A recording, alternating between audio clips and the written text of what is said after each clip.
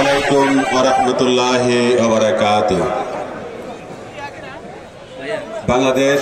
জামাত ইসলামী আশুলিয়া থানার ধামসোনা ইউনিয়ন কর্তৃক আয়োজিত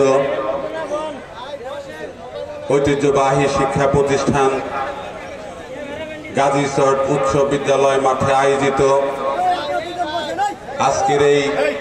বিশাল জনসভার সম্মানিত সভাপতি বাংলাদেশ জামাত ইসলামী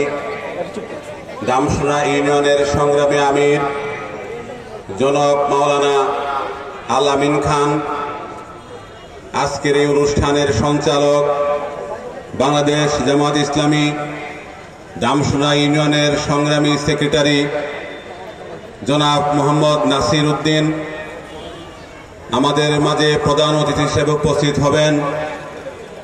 বাংলাদেশ জামাত ইসলামী ঢাকা জেলার সংগ্রামী আমির কেন্দ্রীয় মজলিসুরার অন্যতম সদস্য জনাব মাওলানা দেলোয়ার হুসাইন।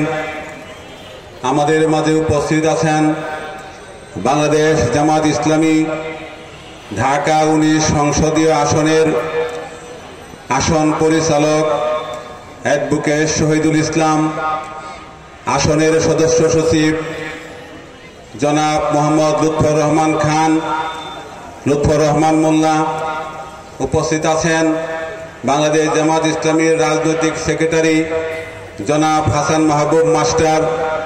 বাংলাদেশ শ্রমিক কল্যাণ ঢাকা জেলার সংগ্রামী সভাপতি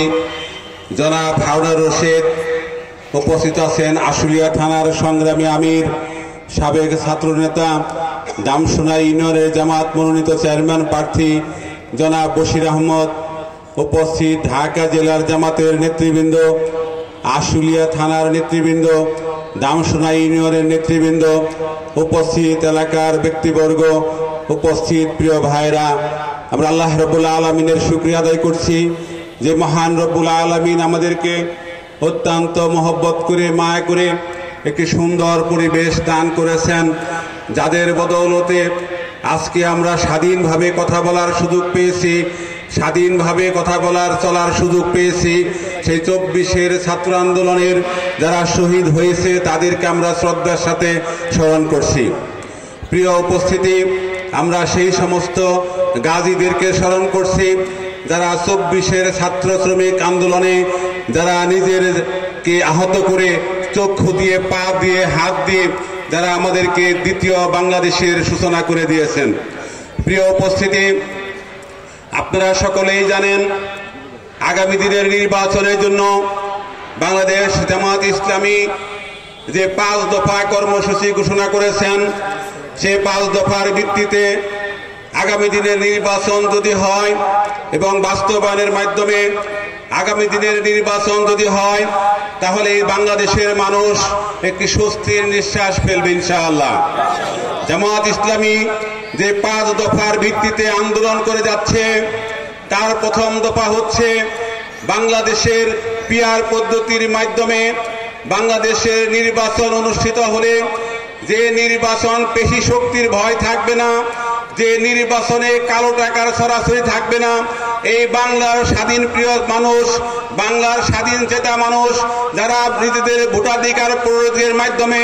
নিজের ব্যক্তিকে, পছন্দের ব্যক্তিকে, ভালো মানুষকে, ভালো দলকে নির্বাচিত করতে পারবে। সংগ্রামী সাথী ও বন্ধুগণ, বাংলাদেশের জামাত ইসলামীর দ্বিতীয় দফা কর্মসূচি হচ্ছে আজকে যারা শহীদ হয়ে বাংলাদেশের স্বাধীনতা এনে দিয়েছে, নব বাংলাদেশের সূচনা করেছেন, সেই জুলাই সনদকে আইনি ভিত্তি দেয়া। আজকে আমরা দেখেছি সেই জুলাই সনদে